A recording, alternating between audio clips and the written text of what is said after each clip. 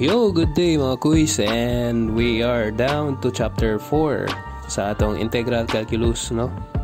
And this is your kuys J Ram once again, and please listen and watch attentively, no, sa atong mga slides. So if namoy mga corrections, and you're free to call my attention, no, if say mali sa atong slide. So let's proceed sa atong first slide, which is the synopsis.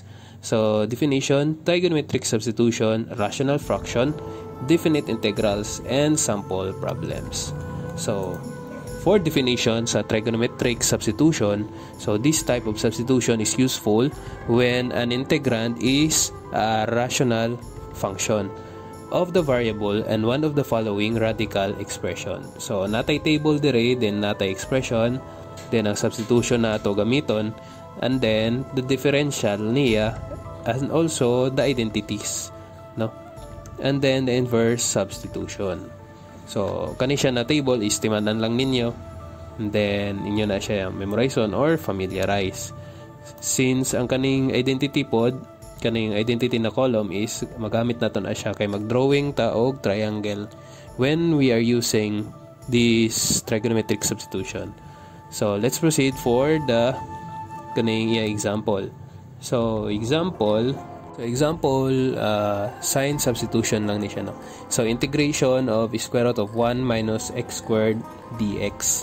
So since integration of 1 minus x squared appears in the integrand, so we try to use the trigonometric substitution.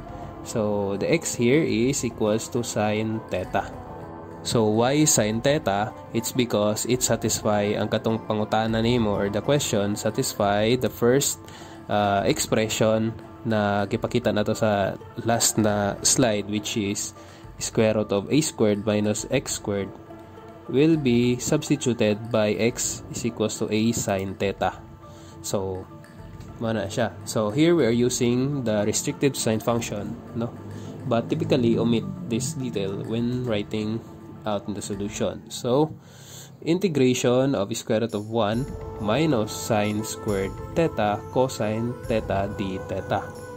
So nganong na kay cosine theta d theta dia, isigikan na siya sa imong derivation sa imong x.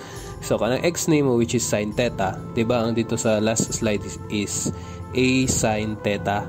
So ang a na to wala man tay constant diha, so 1 ra man na siya, or as is lang, no. So muna sine theta lang. So if pag imo siya i-derive ang sine theta, we will have a cosine theta d theta. So right now kanang 1 minus sine theta natay identity sana, which is sine squared theta plus cosine squared theta, which is equals to 1. So ang 1 minus sine squared theta, which is equals to cosine squared theta.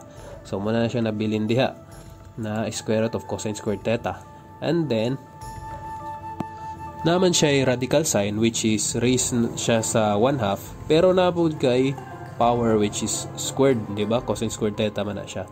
So 1/2 times 2 is equals to 1. So cosine theta na lang ang mabilin. So integration of cosine theta times cosine theta d theta will give you a cosine squared theta d theta na pod. So after that, ang cosine squared theta na iba but nga na pod nimo identity, which is 1 plus cosine 2 theta over 2. So ang kana siya is ipagawas lang nimo ang 1/2, and then integration of 1 plus cosine 2 theta d theta. So ang integration will be sama siya ma-distribute dito sa imong 1 plus cosine 2 theta. So theta over 2 muna siya sa first nimo na integration, since integration of d theta will give you theta only. So theta over 2 plus integration sa imong cosine 2 theta, which is positive sign, and then ang iyahang u, which is 2 theta. Then if you derive the 2 theta, will give you a 2d theta. So ang 2 nimo is a man siya neutralizing factor, since ang d theta ra man to gipangayo. So ang 2 nimo is you will have a 1/2 neutralizing factor. So ang 1/2 times 1/2 will give you 4, so 1/4. So theta over 2 plus sine 2 theta over 4 plus c. So to write the answer back in terms of x, we use the right triangle. Since sine theta is equals to x over 1, we have the triangle. So gikuha ra na siya dito sa previous na to pod na kuan, di ba? Natay substitution method dito nga sin x equals to a sin theta. So by having a right triangle which is or opposite over hypotenuse, so sin theta is equals to x over 1. So opposite nimo is x and then your hypotenuse is 1. So na diri sa atong right side sa atong slide, so na siya diri ang triangle. And then ang imuhang adjacent will be 1 minus x squared, since di ba ang hypotenuse is it will be equal sa a squared plus b squared is equals to c squared. So muna siya ang 1 minus x squared diya, since ang 1 raised to 2 is 1 lang mangyapon. So the triangle gives a sin theta, cos theta, tan theta, but have a sin 2 theta. Thus we use an identity to write. So sin 2 theta is equals to 2 sin theta cosine theta. So kani siya is identities ni siya, no, sa imong sin 2 theta na pod, no, kay sin 2 theta raman nato gipangita. So ang sin 2 theta is equals to 2 sin theta cosine theta. So ang sin theta nimo diha is which is opposite over hypotenuse, which is x over 1, and then ang cosine theta nimo is substitutan nimo og adjacent over hypotenuse, which is the square root of 1 minus x squared over 1. So for theta by itself, we use theta is equals to sine negative 1 x. So kana siya na angle is magamit nato, no, or ato siya i-substitute bali. So sine, so magamit nato ng theta, no, since ang katong sa left side sa atong pag-solve kay wala pa, kay ang nakuha raman nato is si sine 2 theta. So gamiton nato para sa theta dito is a sine negative 1x. So the answer will be sine negative 1x over 2 plus the sine 2 theta na nakuha nato diri sa right side sa atong slide, which is the 2x, diba? 2x times square root of 1 minus x squared, no? So kana siya is the sine 2 theta lang nimo, and then i-times nimo siya sa 1/4. So 1/4, so 1/4 times 2, so may lang kay 1/2. So 1/2 times x times square root of 1 minus x squared plus c. So tapos na ta sa sign substitution. So let's proceed para sa tangent substitution. So evaluate the integral of dx over square root of 25 plus x squared. So kani siya is gamitan lang natong parehas gyapon dito sa PICAS, no, or sa previous natong slide, no. So unsa may sa tangent, di ba? Ang sa tangent is it is the integral or radical sign or square root of a squared plus x squared, or simply a squared plus x squared lang na siya. So diri as atong question is na siya integral, so integration of a squared plus u squared na siya, no. So ang imo a diha is 25. So pag himuon nimo na siya og kuan a squared, so dapat ang a nimo is 5 na lang. So 1 over square root of 25 plus 25 tangent squared theta times sa 5 secant squared theta d theta. So having an x, so ang x nimo is what? An x which is a tan theta. So ang a nimo diha is 5, di ba? So nakuha na to, no, I mean ang katong sa x na to, which is a 5 tan theta. So right now ang x nimo imo na siya derive. So the derivation will be 5 secant squared theta d theta. So mo nang nakay 5 secant squared theta d theta diha sa right side sa imong sa solution diha sa baba. So ang kanang integration sa kanang 25, integral of 25 plus 25 tan squared theta is makuha nimo na siya if ang kaning i-follow nimo ang katong sa last na mga slide, no, katong formula niya, which is the a squared plus x squared. So ang a nimo diha is 5 raised to 2, which is equals gyapon sa 25, and then ang x nimo, which is the 5 tan theta, no, because the a tan theta man na siya, di man na siya a squared, so a lang siya, so 5 tan theta, then mo nang imo x, then pag a squared nimo na siya, so ma-arrive gyapon kaning 25 tan squared theta. So right now imo na siya ipagawas ang 25, no, and then ang mabilin is 1 plus tan squared theta. Then kanang 1 plus tan squared theta is naa siya identities na pod, no, which is tan squared theta plus 1 is equals to secant squared theta. So it will be equal sa secant squared theta, no, and then 1/5. So ang 1/5 times 5 nimo sa derivation is makancel ang 5 ug 5. Then it will be equals to secant squared over square root of secant squared. And then ang kaning sa denominator niya, since na siya power nga 1/2, so i-times nimo sa 2, so makancel, so secant squared. So secant squared over secant theta na lang. So mabilin is secant theta d theta. So simple na lang gid na siya nga i-integrate nimo. So the answer will be ln with an absolute value of secant theta plus tangent theta plus c. So muna na siya dira, and then ang theta pangitaon nimo ang theta by using katong triangle. So by using the triangle is since tangent substitution man ni siya, so ang gamiton nimo is tangent theta will be equal sa x over 5. So kaning x over 5 is gikan na siya sa imuhang katong gay na, di ba, nag-substitute man kag x.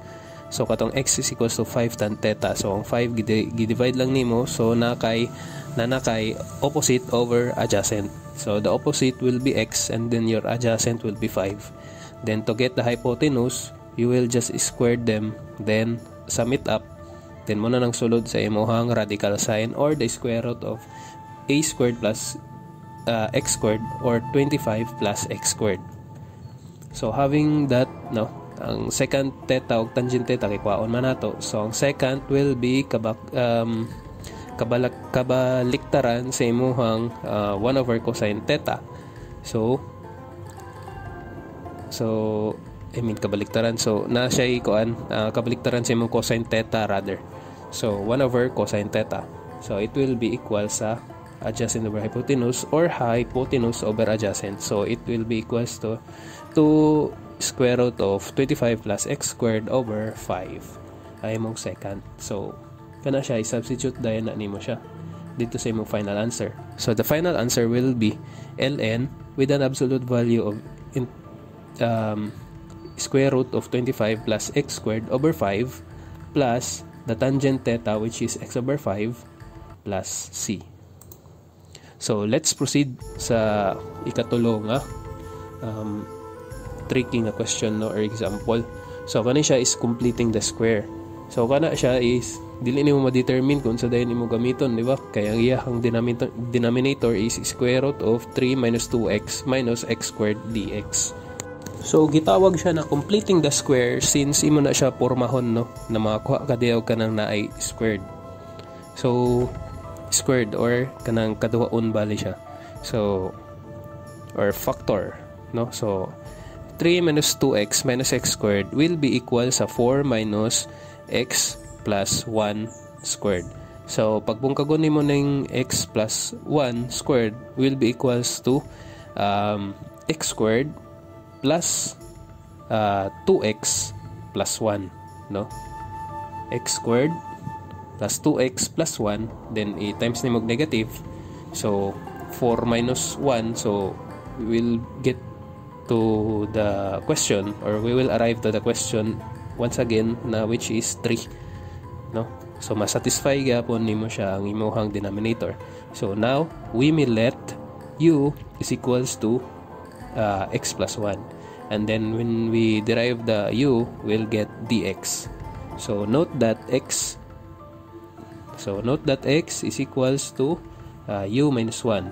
So to get integration of x over square root of 4 minus x plus 1 squared. So gigamit na nato tong completing the square, and then it is equals to, so ang x nimo is u minus 1, so gisubstitute all over 4 minus ang u squared dato, naggamit tawag substitution method, ng u na to is x plus 1 u squared du. So kana siya is mas dali na lang siya nga forma, or di kayo sasawa, so let u is equals to 2 sin theta.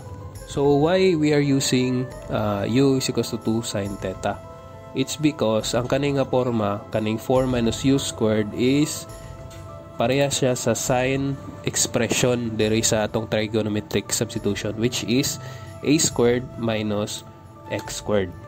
So we'll use the 2 sin theta, giving a derivation which is 2 cosine theta d theta.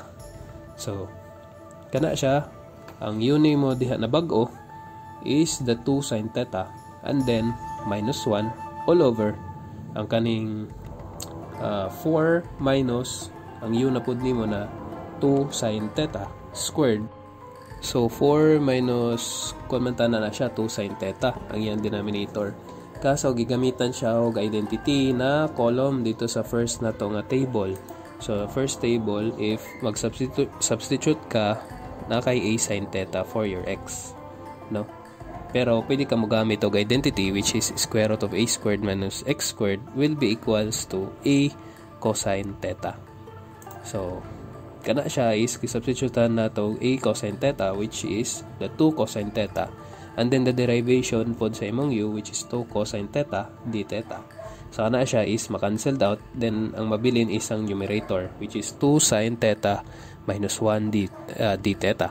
So integrating and using a triangle, so we will get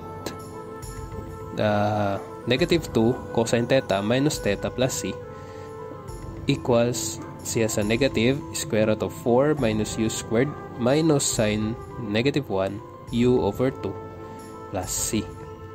So giunsa naman na siya diha, kay wala man ta nagdrawing og triangle, so ato lang na siya i-drawing sa whiteboard when sa klase. So pero pwede ra pud nato na siya mata-matahon na lang sa karon. So ang u nimo diha is equals to 2 sin theta. So kana siya nga u is diha ta magkuha og triangle. So when we're using sine function, so ang sine will be opposite over hypotenuse. So ang opposite nimo diha is the u, then ang hypotenuse nimo is 2. Then to get for the adjacent, so it is simply nga u squared, I mean 2 squared minus u squared, wala siyang imong adjacent, So since cosine man ang niresulta sa atong pag-integrate, di ba 2 cosine theta balik ta sa atong solution, which is negative 2 cosine theta minus theta plus c.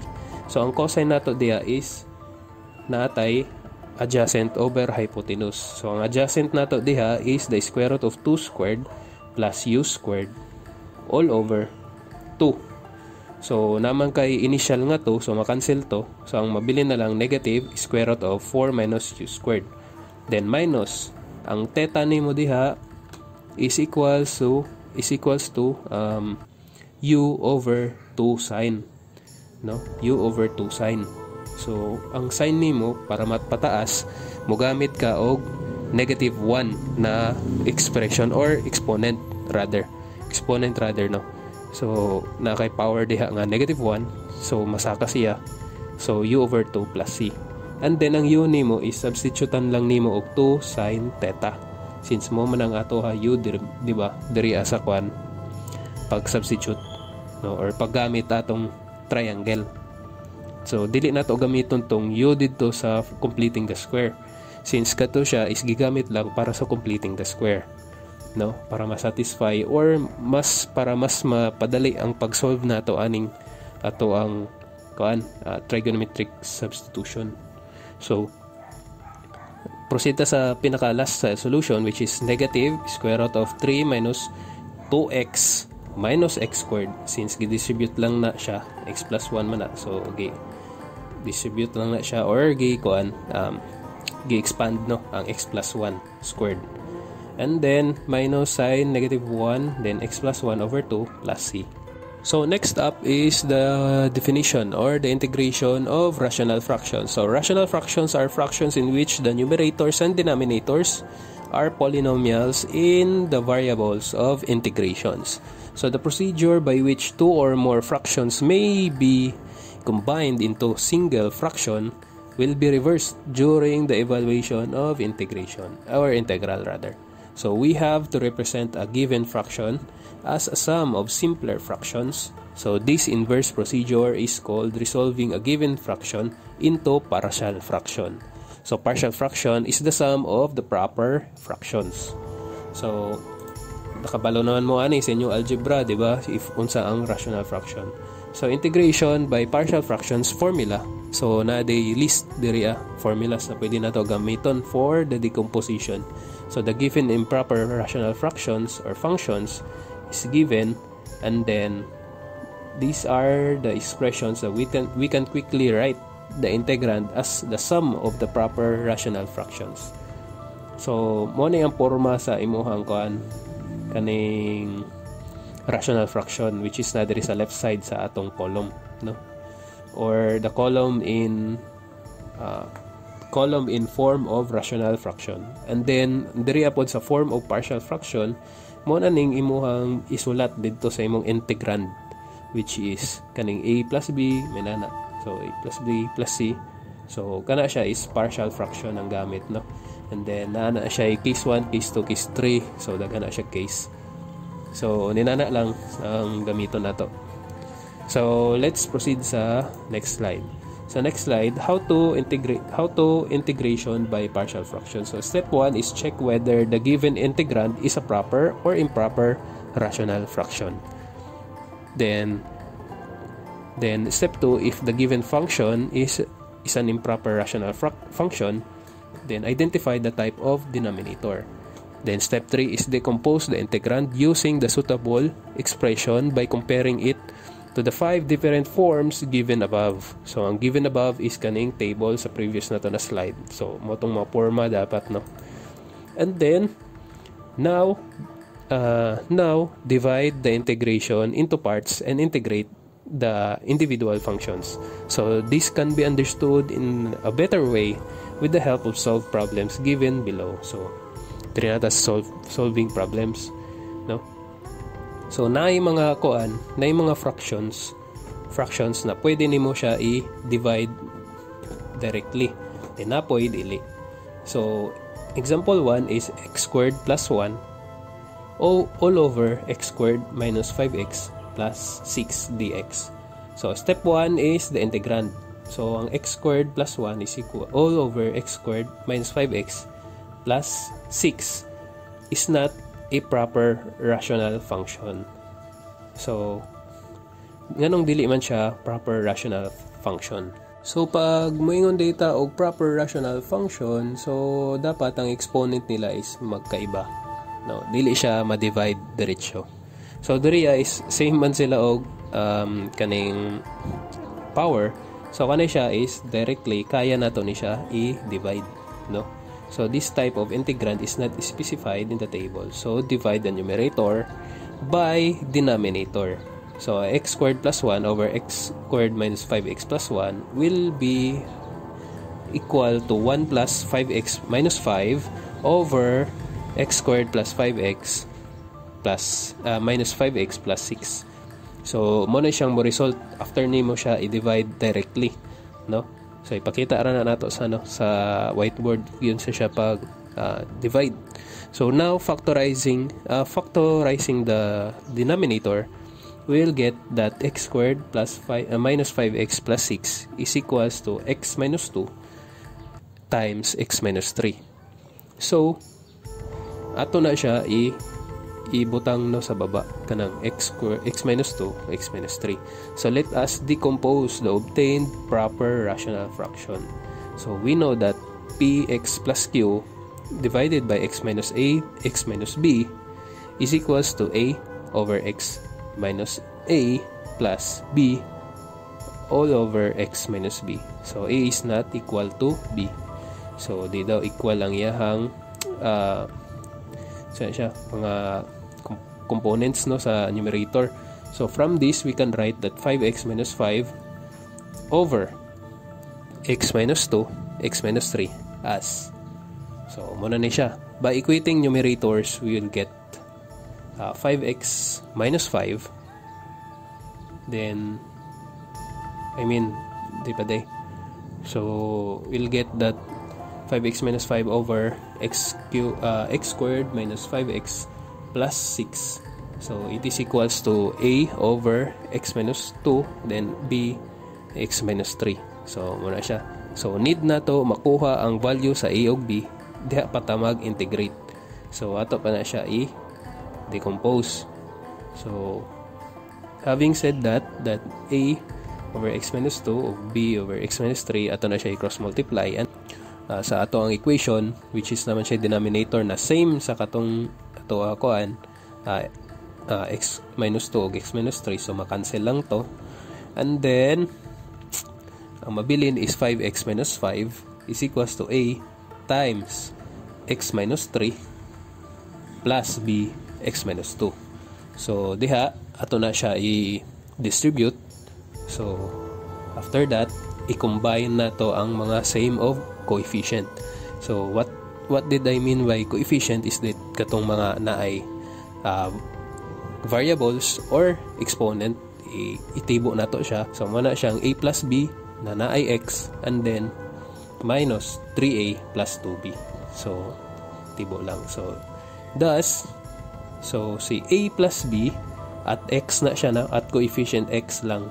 So tanaw na to sa left side sa ato ang equation kung kinsabay na x. So ang kanang na x is 5, no? And then ang 3a plus 2b tanawon pod nato spikas kinsa pod nang naay kanang wala siya x. So si 5 gyapon. Pwede ta mag times og 3 para makancel nato ang isa ka value or which is ang a, no, para sa kaning 1 ug 2 nga equation. So nag times ng kag 3 sa imong first equation to get 3a plus 3b then 15, no? So kuha na siya. So pwede na pamaagi or pwede po equate sa nimo ang a plus b or the first equation. Pwede po nimo siya a is equals to b minus 5 then i-substitute nimo sa imong second equation. Then makuha nimo na variable i-substitute na po nimo balik sa first equation. Pero diri ang solution is follow lang sa nato na siya then which is mag times kag 3 and then imo siya i-minus sa imong second na equation. So 3a, so ang mahitabo diha is 3a plus 3b minus 3a minus 3a minus 2b then it is equals to 15 minus 5. So nakuha daw niya na b is 10.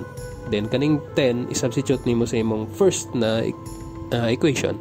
So a is equals to 5 minus b or 5 minus 10 is equals to negative 5. So you will get the a og b rather.